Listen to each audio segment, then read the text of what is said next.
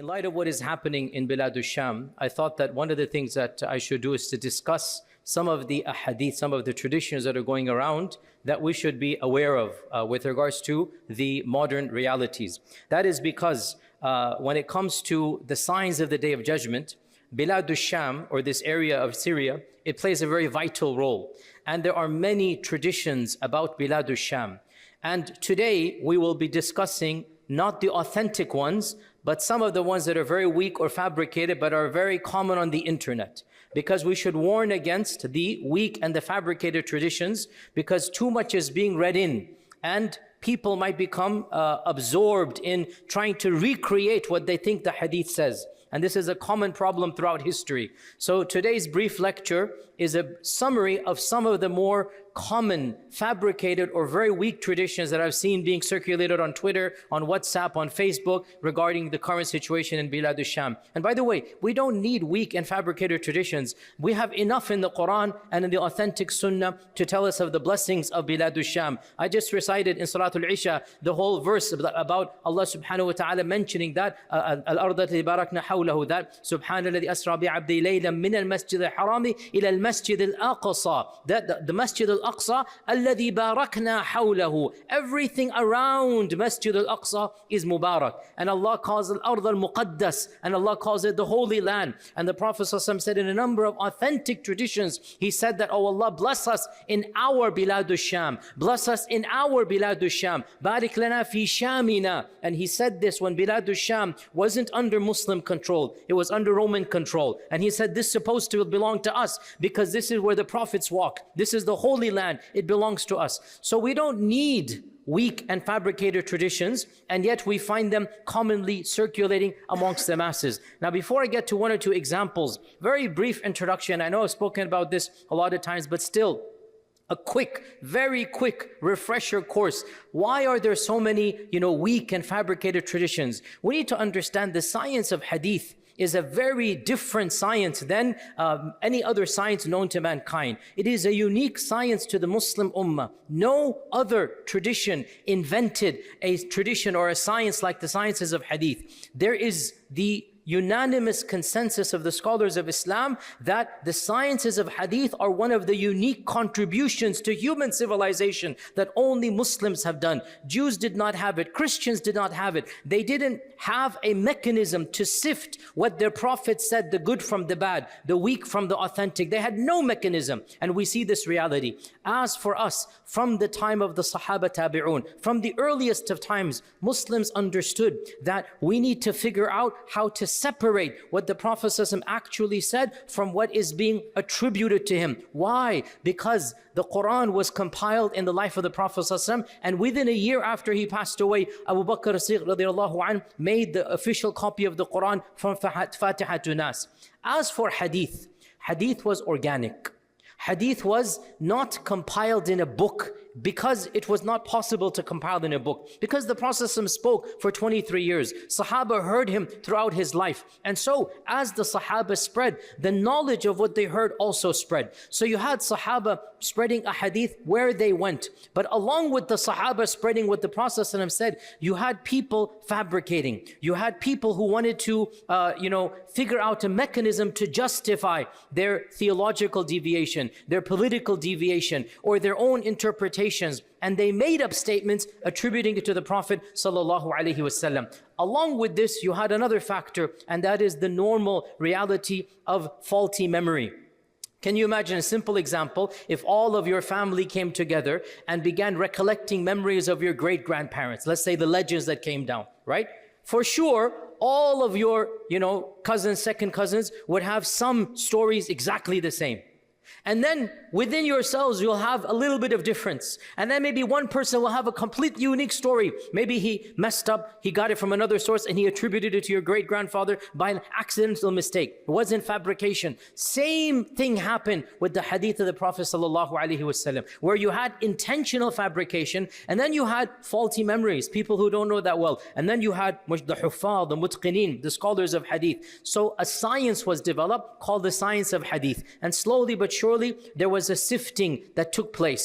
And just to give you a simple example, a lot of people don't understand how difficult and how complex this science is. This was the course of my undergraduate study when I was studying in Medina. There was an entire college called the College of Hadith, and that's what it specializes in. Over 650 original books exist about hadith. Not 650. It is a massive encyclopedic enterprise. Scholars from the first generation and second generation all the way to the fifth generation, they are compiling original books of hadith. It's not just Bukhari and Muslim. You know Bukhari and Muslim because they're the best. In fact, over 600 books have been written in Islamic history attempting to compile hadith. The most famous of the earliest one is, of course, Imam Malik's Muwatta. Look at the date. Imam Malik died 179. So Imam Malik's Muwatta, 179.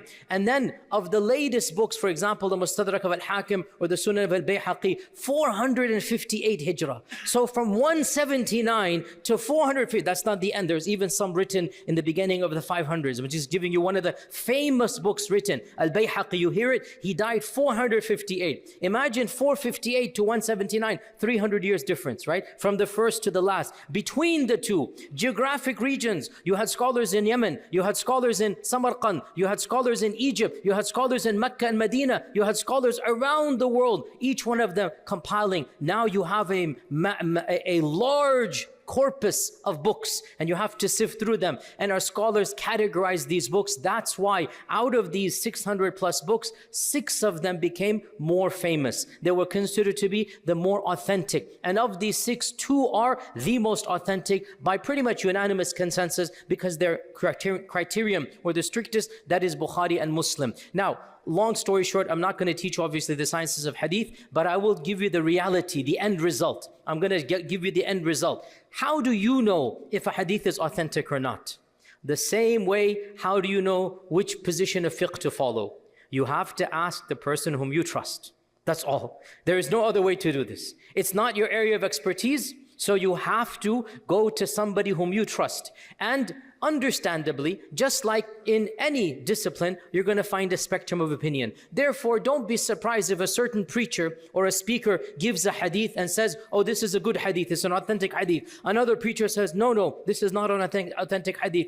Such is the reality of hadith sciences. Don't be surprised. And one very important point to note, if somebody believes a hadith is weak because of a technical reason, this person is not rejecting what the Prophet ﷺ said.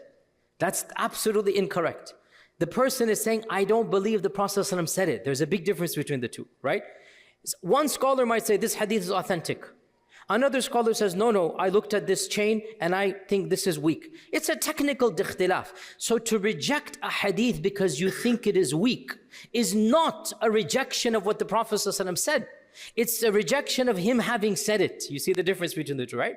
And so please be careful of this distinction. Now, with that very long introduction, understand another point. Imam Ahmad famously remarked, there are 3 genres, the bulk of traditions are false in them. There are 3 areas, the bulk of what is narrated by the people, and Imam Ahmad, he's speaking around 250, 240 Hijrah. Imam Ahmad is speaking in the middle of the 3rd century. Imam Ahmad says, there are 3 areas, the bulk of what the people narrate, it's not authentic. One of them, tafsir, another of them, maghazi, and the third of them, the signs of the Day of Judgment, which is our topic today. Imam Ahmad himself said, most of what the people say about what's going to happen and this is going to happen, this is not authentic. He realizes because this is where imagination, comes in. This is where people want to speak a lot about. So we have to be very careful when it comes to these types of traditions. Now, as I said, today I want to mention 1 or 2 very infamous, weak or very weak narrations about what is happening Bilad al-Sham. The first of them, and again, because there are many authentic, and I mentioned some of them, and there's another khutbah I gave a few years ago, the blessings of Syria. When the revolution happened, I gave a khutbah about the blessings of Syria. I mentioned many of the authentic traditions. Today, I want to mention 1 or 2 of the most infamous, inauthentic ones that I see circulating. So the first of them I want to mention is the infamous narration that is reported in a number of traditions. Now again, pause here. The scholars of the past did not have a problem narrating a weak tradition with its chain because they're telling you that this is a weak chain. They're preaching and teaching to specialists. So Imam Ahmad ibn Hanbal, he has in his book many traditions that he himself considered weak. No problem. Because he did not say, I'm only going to compile the authentic ones. That's Bukhari. If Bukhari has something in his Sahih, this means he thinks it is authentic. Muslim, this means authentic. As for Ahmad or Abu Dawud or the other books, they didn't have that high stringent condition. Why they didn't have it is beyond the scope of today's lecture, but suffice to say, if you had that strict condition, you would have to eliminate the bulk of traditions. That's why Bukhari really was the strictest, because he had a very high standard in doing so. So we have in Musnad Imam Ahmad many traditions that Imam Ahmad himself knew to be weak, but he wanted to record them that you know the chain, because if you know the chain, you can figure out it is weak. So Imam Ahmad has it in his book, and it is also in the Mustadrak of Al-Hakim, and it is also in other books, which is the infamous hadith about the black flags coming from Khurasan. The black flags coming from Khurasan. Khurasan, of course, it is Transoxania, and it is these days, it is like Afghanistan and Samarkand and those regions. This is the land of Khurasan. So there's a famous hadith, allegedly, that our Prophet ﷺ allegedly said, this is a contested hadith, when you see the black flags coming from Khurasan, then go to those black flags, because in that army will be Khalifatullah al-Mahdi. This is one version of the hadith. When you see the black flags coming, then go to that army and support them, because within them will be Khalifatullah al-Mahdi. And in Ibn Majah, a similar version, but a longer version, that allegedly a hadith goes that there shall be a civil war in which 3 armies will fight over a treasure. All of them are the sons of a Khalifa. They're all princes. And then none of them is going to be successful. And then a black flag will come with an army from Khurasan, and they will kill everybody like nobody else has been killed. Then when you see them, then go towards them, even if you have to crawl on ice, and give your allegiance to that army, because in that army is Khalifatullah al-Mahdi. End hadith. Now, this hadith is the famous hadith of the black flags, right? And throughout Islamic history, it has always been invoked that there's going to be an army of black flags, and that army was going to be the righteous army, and it will have the Mahdi within it. By the way, even a few years ago, when Afghanistan happened and, the group came over there, they also have the black flag. And Afghanistan is Khurasan. It is the same land over there. And so this hadith also became popular over there. And now we have it again being resurrected. But in fact, this hadith, according to many scholars, and this is my humble interpretation as well, their opinion as well, this hadith is actually not authentic at all. And it has been considered weak by many scholars, including Imam Ahmad, including in our times Dr. Hatim al-Auni, and the great Syrian scholar Sheikh Salahuddin al-Idlibi, and other scholars have written treatises in which they have made this hadith weak. Now, I don't want to get into technicalities, but understand one thing. When the Abbasids revolted against the Umayyads, the Abbasids, when did they revolt? Which year did they revolt? Who knows the year in Hijrah? Quick quiz. When did the Abbasids revolt against the Umayyads? Quick quiz. Close, very close. So, within the 2nd century, so the middle part of the 2nd century, meaning from 147 to 151 in this era. This is 100 years before Bukhari, by the way, right? This is 100 years before Bukhari, 50, 70 years before Imam Ahmad ibn Hanbal. So the Abbasids revolted against the Umayyads, right? Around 149 Hijrah was when it really began. The main person who led the revolts was from Khurasan. And his name is Abu Muslim al-Khurasani. And the banner that he used was black. You see where this is heading? So a lot of scholars have pointed out that these genres of traditions seem to support the Abbasid revolt against the Umayyads. And that's why these versions of the hadith, none of them are found in Bukhari and Muslim. None of them are in the most authentic books. We find them in the tertiary collections, and some of them might have slightly weak, and so later scholars say, oh, this is slightly weak, this is slightly weak, this is slightly weak. Put together, it becomes Hasan.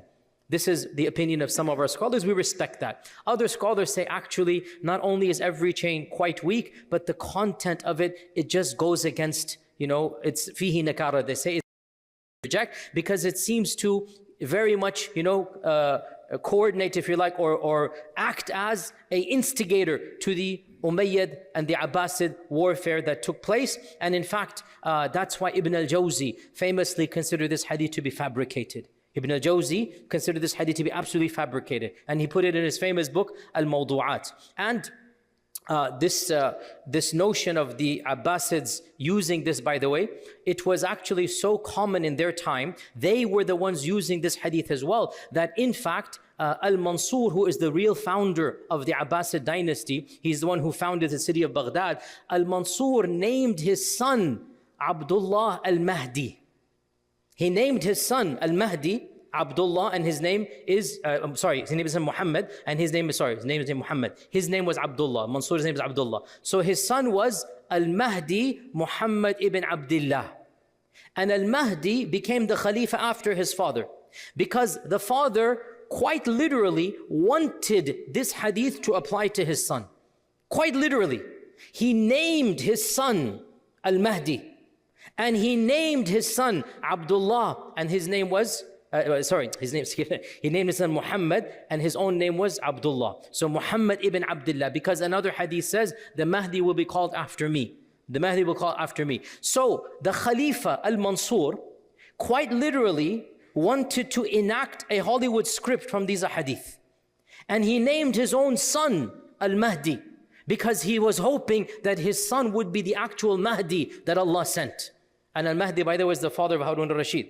Harun al-Rashid is the father, Al-Mahdi is the father of Harun al-Rashid. And if you read Al-Mahdi's biography, I don't want to say too much, but clearly he was not the Mahdi. Let's leave it at that, okay? So this is the reality, by the way, of politics and siyasa, right? So in reality, this hadith is very fishy. It doesn't make any sense. And every few generations, an army wants to implement it by using black flags. An army, literally, because the hadith mentions black flags, they want to imitate it, and they want to find legitimacy, and so they use black flags, so much so that in our times, black flags themselves have become infamous. We don't want to use black flags because of all the chaos caused. But why was it caused? Because the first flag of the Abbasids was a black flag. They would use that against the Umayyads, and ever since then, and because of this hadith, every subsequent generation. So in the analysis of many scholars of hadith, including yours truly, I'm a student of knowledge, but I strongly say this hadith is not authentic. It's not in the most authentic narrations, and every chain is very weak, and the content does not make any sense at all. Another hadith we'll mention, and then shall call it a day. And this one I'm seeing, literally I saw at least 10 accounts mentioning it all over social media. It is called the famous hadith of the Sufyani. The hadith of the Sufyani hadith. And this hadith is not even found in the Kutub al-Sitta. It's actually found in the very tertiary books. As I said, there's 600 plus books of original hadith written. One of the most obscure ones, which is full of very weak and fabricated narrations about the Day of Judgment. It is called Kitab al-Fitan of Nu'aym ibn Hammad. Kitab al-Fitan. It's a 2-volume book, and it's all about the signs of the Day of Judgment.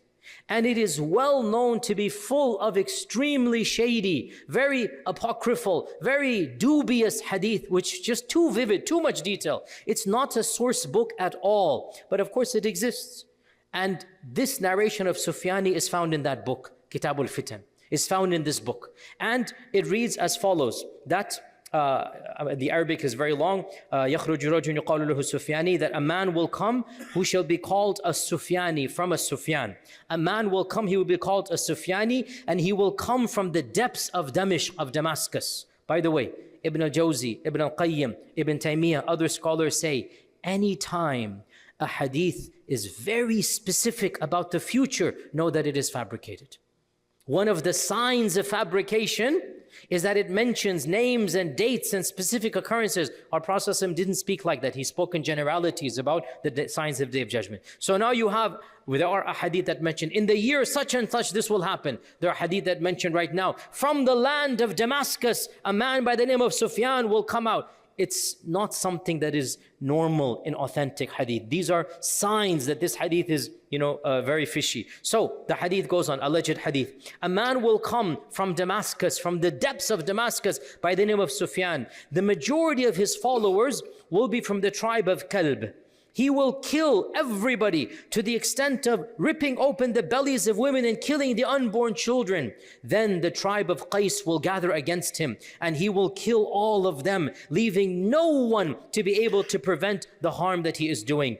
Then a man will come from my household, Ahl Bayt the Mahdi. A man will come from my household. He would rise in the district of Al-Harra, and the news will reach Al-Sufyani. He will send an army to confront him, but they will be defeated. Sufyani will then march with his own forces. Then when they reach a desert area by the name of Al-Bayda, Allah will cause the earth to swallow them, and none of the Sufyani army will survive except a few who will tell others what happened. End hadith. Now, this hadith is now being forwarded everywhere because I don't want to get too specific, but they're interpreting a certain person to be the Sufyani, another person to be the tribe of Kalb, another group to be the tribe of Qais, and everybody. So they literally read this hadith, they look at what is happening, and they start assigning like children playing games. You play this, you play this, you play this. And then they pretend this hadith is applying over here. This should never be done even with authentic traditions, much less weak and fabricated traditions. This should never be done even with authentic traditions.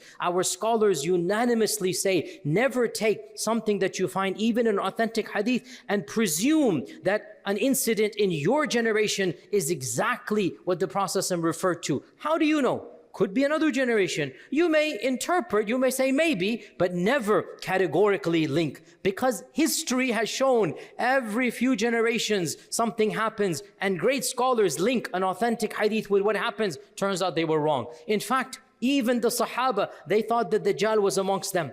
And the next Tabi'un, they thought another person Dajjal. And the next person, every few generations, somebody comes and says, oh, this Dajjal, Dajjal, Dajjal. Well, alhamdulillah, he has not yet come, and may we never live to see him. Maybe we not ever see, that time that comes straight. So never, ever apply even an authentic hadith to current events. How much more so when it is weak and fabricated? So this hadith talks about a figure known as Sufyani. What does Sufyani refer to?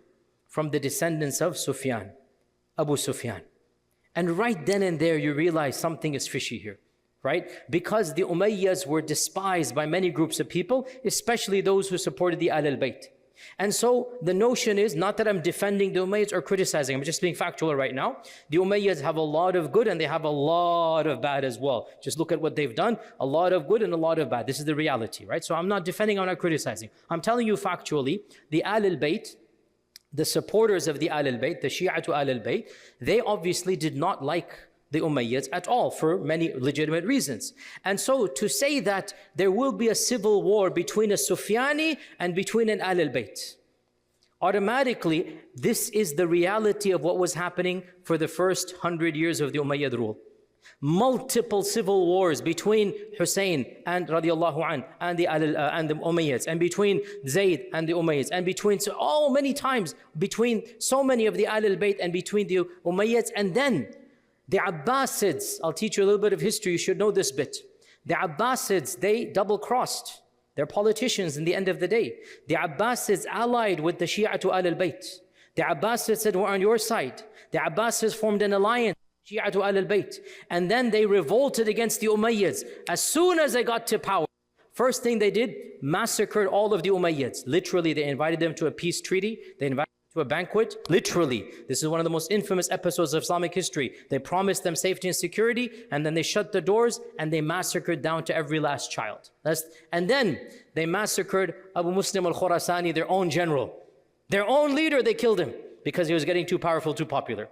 And then they backstabbed the Shia to Ahl al-Bayt, whom they said that they would ally with. And they cut them off, imprisoned their imams, so on and so forth. This is politics. I'm not defending, I'm just telling you what happened. This is politics, right? So you can imagine in this, there were many battles that took place between the Sufyanids, i.e. the Umayyads, and between the Ahl al-Bayt. So to have a hadith that says there shall be a civil war between the Sufyanid and he's gonna kill people in the worst manner, and then a Mahdi figure will come, I mean, you automatically see it doesn't make any sense. And like I said, hardly any scholar consider this to be an authentic hadith. So please don't forward the Sufyani hadith. It is definitely not an authentic hadith. One final point that I want to mention here. A lot of people have asked me for my opinions about the reality of what is happening right now in Bilad al-Sham. Listen, brothers and sisters, I love to talk about classical stuff. I love Islamic history. I love Aqidah. I love Seerah.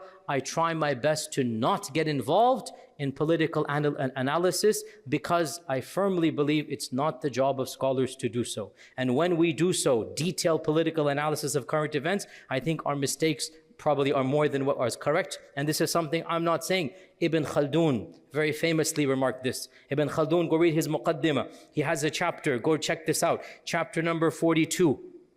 The chapter heading is called, "The majority of ulama are the furthest people from politics." This is the chapter heading. Ulama ab'adu nasi an siyasa. Literally has this. He is making a remark here. The least qualified people to run political affairs. And I'm speaking as somebody who is inshallah part of the scholarly tradition. I've studied in that tradition. I love that tradition. And yet I warn ulama from getting involved in politics. I warn this and I try my best to implement it myself. Why? Ibn Khaldun remarks. And by the way, just for the advanced people in the audience here, subhanAllah. What did Plato say about the ideal ruler? Who knows? Plato, Aflatun. Plato said the ideal ruler is who? The philosopher, the Faylasuf, the Aqlani, the Rajul of Aql. Plato, in his theoretical mind, said the intellectual person should be the leader. Ibn Khaldun is the exact opposite. Ibn Khaldun is like, you should never put the intellectuals and the philosophical class and the ulama as leaders. And he says it in a polite way, but I will reinterpret. He says it very politely. He says that is because the ulama, they speak in generalities and they speak in idealistic language and they speak in, I'm going to say, he didn't say, utopic visions and dreams, right? And they don't actually get involved down to the nitty-gritty of real. So let ulama preach utopic ideals. We want to lift people up to those ideals. When ulama try to apply those ideals to the reality, they mess up big time. And we see this anytime a group of clerics think they will run the country. Look, and I say this with love and respect. I know my critics go berserk over this, but I can't change facts. Go look around you. Look around you. Wherever modern scholarship has taken over a country, look at what it has done. The very people start to, astaghfirullah, hate Islam, a'udhu billah. Because scholars don't understand. People are not qualified to be all the way up there. You have to start at the bottom. And that's why Ibn Khaldun points this out, that look, scholars are great for khutbas and durus. Scholars are great to inspire, but scholars are not qualified to actually rule over. And that's why, look at Islamic history.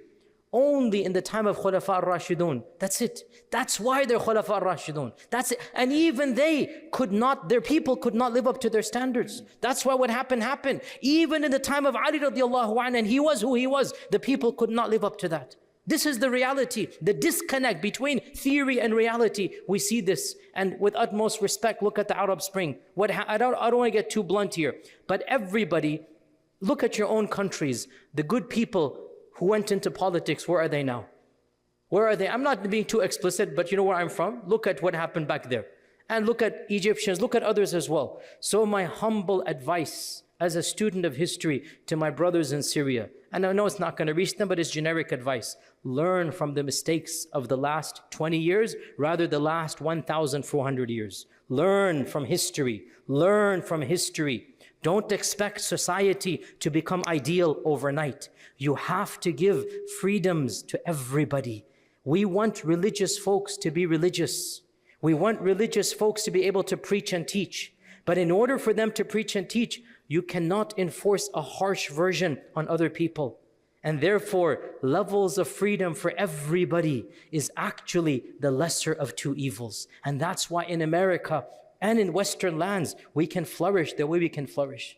This is the reality, the awkward reality that most people of a theoretical ilmi nature don't understand. Learn from history, understand. When you let others live, they will let you live. When you let others breathe, they will let you breathe as well. But when you try to enforce one very narrow version, whatever it might be, whether it's Ba'athism, whether it's harsh secularism, whether it is your version of Islamic law and the people don't want it, well then what happens, happens. So learn from history. My sincere advice to them is that the goal, we want religiosity to be something that is cherished. We want preachers and ulama to have the freedoms to preach and not be criminalized. And perhaps the only way to do that is to allow people a level of freedom that everybody can, inshallah ta'ala, accommodate. We make dua for our brothers and sisters in Syria. We make dua that Allah subhanahu wa ta'ala blesses them. We make dua that Allah subhanahu wa ta'ala provides safety and comfort for all of the people and allows them to be a role model for other Muslim nations around the world. Inshallah, we'll continue next week. Assalamu alaikum wa rahmatullahi wa barakatuh.